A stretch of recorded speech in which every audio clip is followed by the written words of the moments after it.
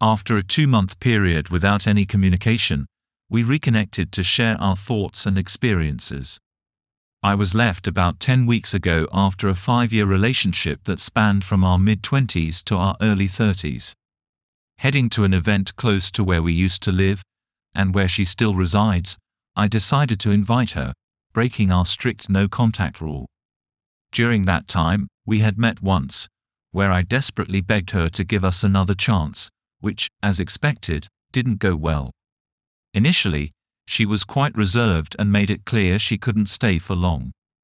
Unexpectedly, instead of feeling down, I found myself being the charming and humorous person I usually am.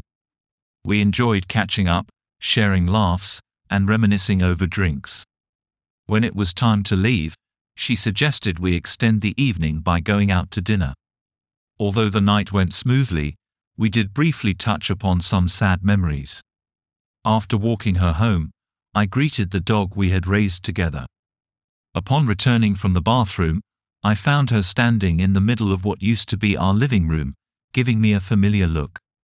It's the kind of look you recognize after knowing someone for a long time, a look that conveys a lot without words.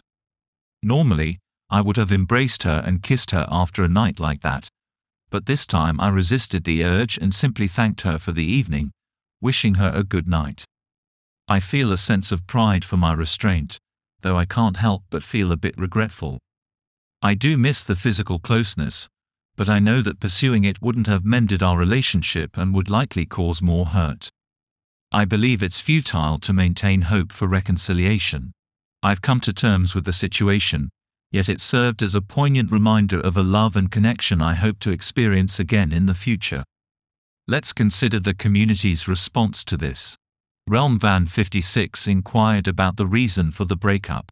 In response, I explained that severe depression during the last year of my graduate program, coupled with the stress of moving, job hunting, and financial instability, made me a less than ideal partner.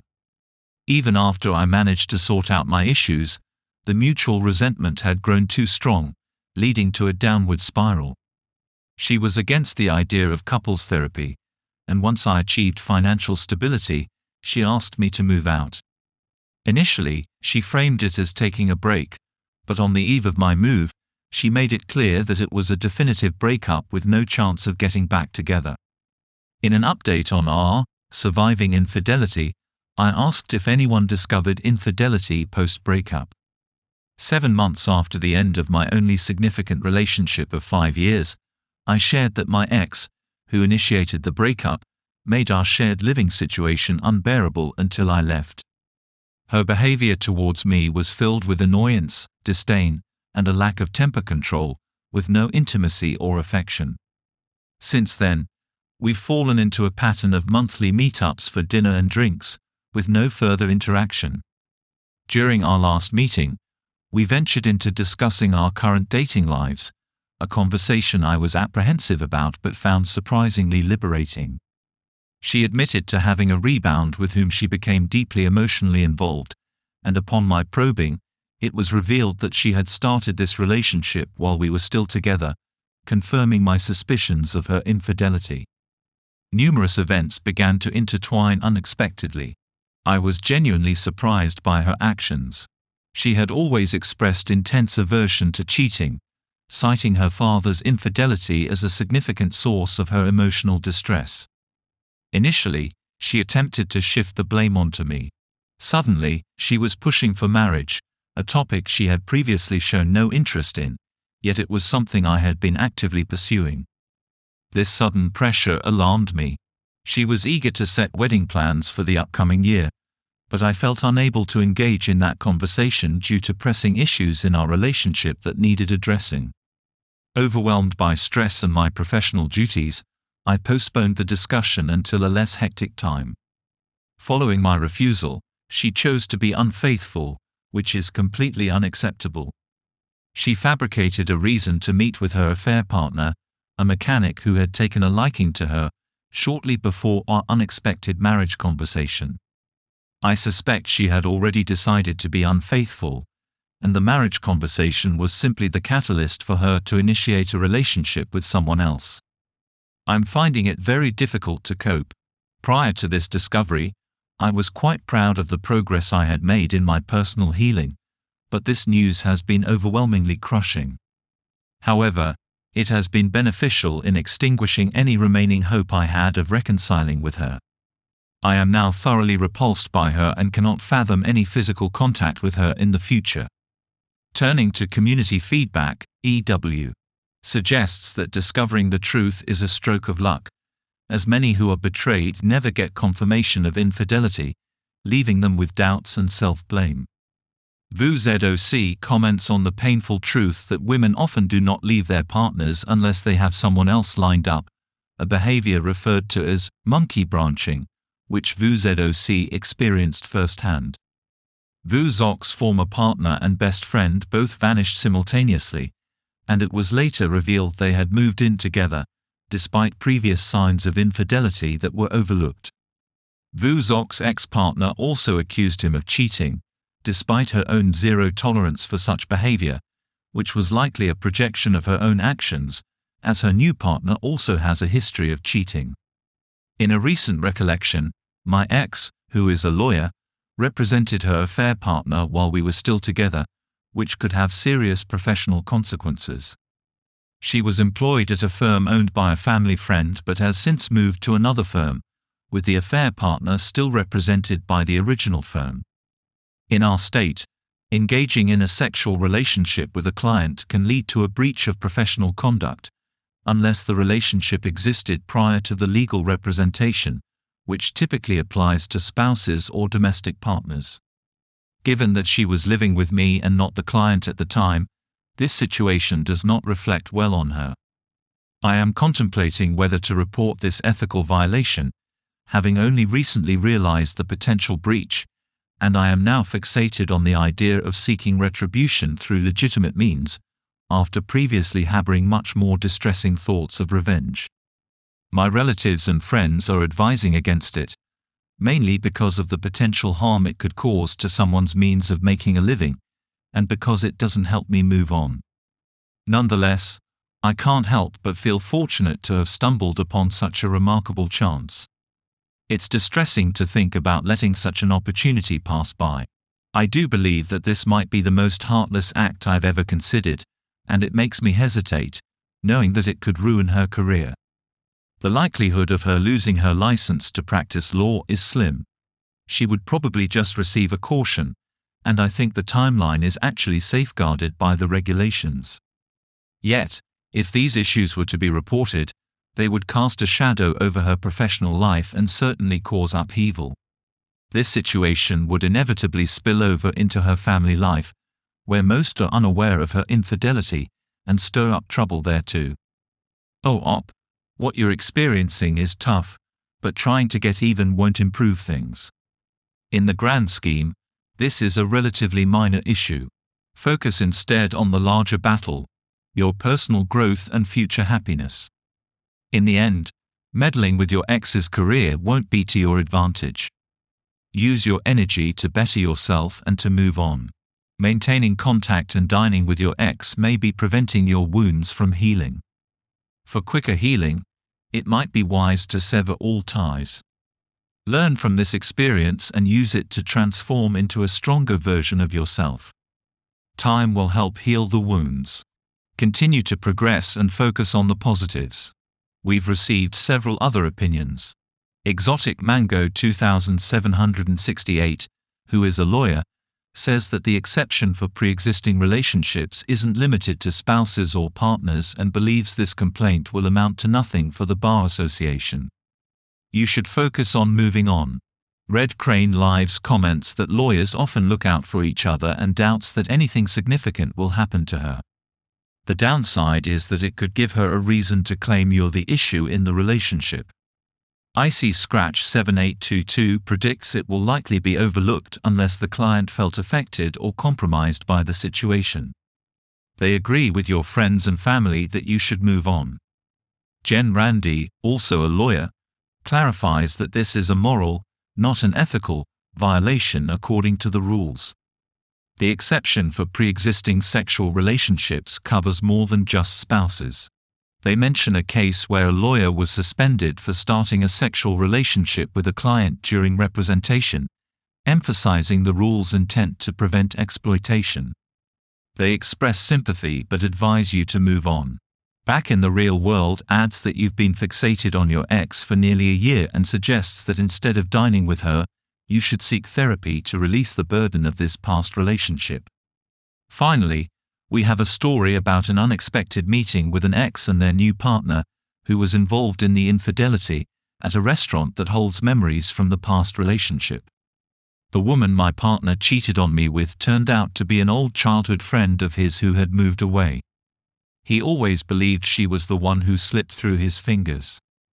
When she returned to town and began messaging him, they reignited their deep love and passion for one another, along with their sexual relationship, and so on. One time, while I was out with my fiancé, I happened to run into him and his mistress at a restaurant. They appeared to be finishing their meal as we arrived, which saved me from an extremely awkward situation.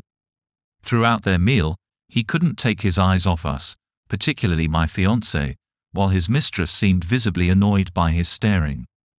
Rather than taking a shortcut to exit the restaurant, he deliberately chose a longer path that led him past our table, resulting in us making eye contact. He offered an awkward smile and wave, but I kept a neutral expression and did not reciprocate. Eventually, he and his mistress left the restaurant.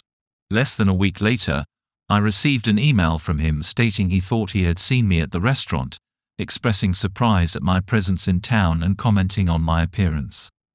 He criticized me for not acknowledging his wave, suggesting that it's common courtesy to wave back at someone you know.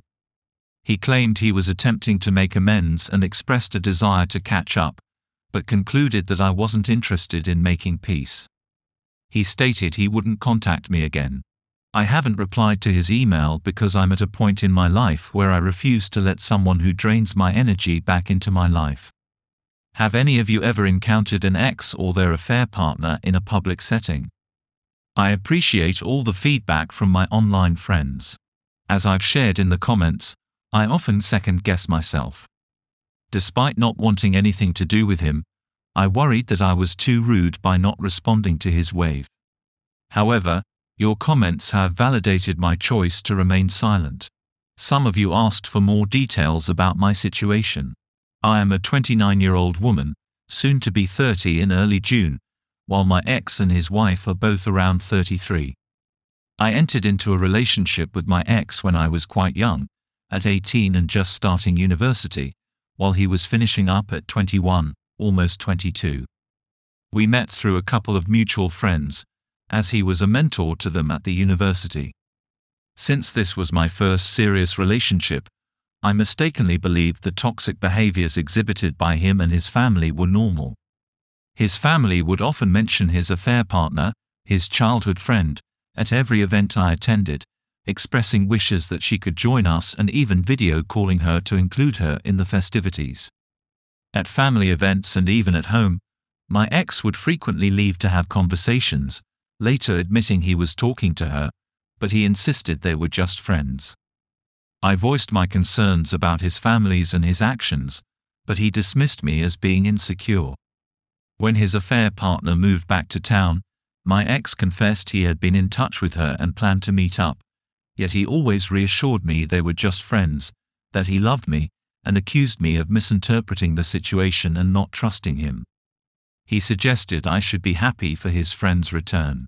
After that, I felt uneasy around her. His family would invite her to gatherings where she barely acknowledged me, and when she did, it was with a look of smugness, while my ex pretended not to notice. Eventually, I checked his Facebook and discovered numerous conversations between them, where he professed his love for her and reminisced about her, with her responding in kind. A just partner would constantly nag him to leave me, claiming that if he didn't do it soon, I would be devastated. He always replied, "Soon, but she'll be shattered if I do it now."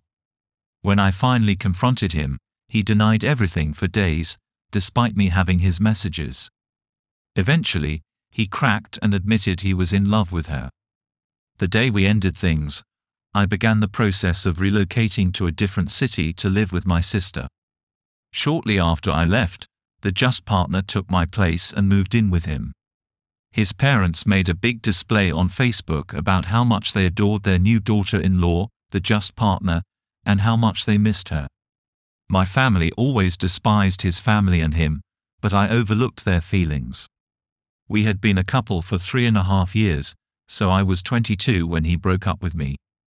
For a long time after the breakup, I didn't go out with anyone because I feared getting hurt once more. Whenever I discussed these issues with friends we had in common, they would downplay my feelings, assuring me that I was young and would move on eventually. However, they would still openly socialize with my ex and the just partner, which led me to end those friendships. When my ex mentioned not knowing I was in town, he was referring to the college town we used to share, where he still resided with the just partner. The incident at the restaurant happened while I was visiting a friend in that college town for her 30th birthday celebration, and my fiancé joined me for a short getaway. My fiancé is a 35-year-old man, and we met when I was 25. You've been commended for dealing with a tough situation with grace and maturity. Your ex's email seems like an attempt to shift the conversation towards guilt and blame, ignoring the pain he caused and expecting a friendly gesture in return. Your measured reaction was fitting, considering that your current relationship should be your focus. It's wise to avoid contacting your ex to maintain the peace and happiness you've found. Deciding not to respond to his email was a wise move. You don't owe him anything. It's important to concentrate on the present and future, protecting your peace even if it means ignoring a friendly gesture. Rad to the Bone 22 comments, yes, it was terrible. My town has First Fridays during the warmer months, which I always attend. I was turning a corner when I suddenly saw him with his new child and the woman he left me for. We both stopped in our tracks, and he looked panicked. I continued on my way, offering a congratulations as I walked by. He thanked me, but his voice was unsteady. They don't live near here, so I'm sure he returned because he misses his old life. It's frustrating that I no longer feel at ease in my own town. OK Blueberry 7244 suggests, just ignore his email. It wouldn't be right to your fiancé to engage with your ex. Your ex seems like a real creep. You're not obligated to acknowledge people with a wave, which is odd to begin with.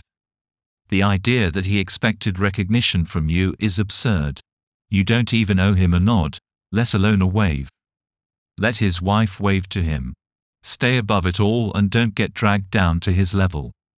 Mycoplasma Throwaway exclaims, what an absolute narcissist. I won't try to contact you again. No one asked you to, jerk. Revolutionary Hat 688 recounts, there were numerous keeping in touch calls. Eventually, I realized she was just checking if I was still hung up on her. Once she saw that I had moved on from her drama, the calls began to dwindle. The cherry on top was when I mentioned my plans to propose to my girlfriend in a famous national park. There was a noticeable silence followed by a lukewarm congratulations. And then, for over 30 years, there was blissful quiet. Brief Blueberry adds, honestly, it's laughable that your ex, a complete fool, took the time to write out a message to someone he had treated so terribly and thought it was a good idea to press send. The entire remark about how impolite it is not to return a wave to an acquaintance had me cracking up in my vehicle, especially since he fancies himself a guru in basic manners. Isn't he aware that betraying someone you profess to adore is equally discourteous? A small part of me is tempted to throw that in his face as a retort, but it wouldn't benefit you since that's precisely what he's after. He's seeking your attention, whether it be a positive or negative acknowledgement of his message. I can't help but suspect he deliberately included that comment, hoping it would provoke a response from you. Resist playing into his manipulative tactics. It's likely he's dissatisfied with his own relationship and is attempting to create drama for his personal advantage. If I were in your position, I'd show the text to my fiancé, then erase it and block your former partner. Continue to thrive and live your life to the fullest. Here's another anecdote from Dave Bowman, 1968. I was leaving a legal consultation with a friend who came along for emotional backup, as I might encounter my soon-to-be ex-spouse who had unexpectedly sought a separation and whom I had discovered was unfaithful for a lengthy period. As we drove away from the attorney's office, I saw my ex arrive in the car we once shared, which she received in the settlement. The woman with me, purely by chance, was rummaging in her handbag on the car floor. She lifted her head just as my ex-wife was passing by, creating the false impression that I was receiving oral sex, which was not the case. Yet, my ex was visibly upset by this, which I found amusing considering she had already moved on to her third or fourth lover by then.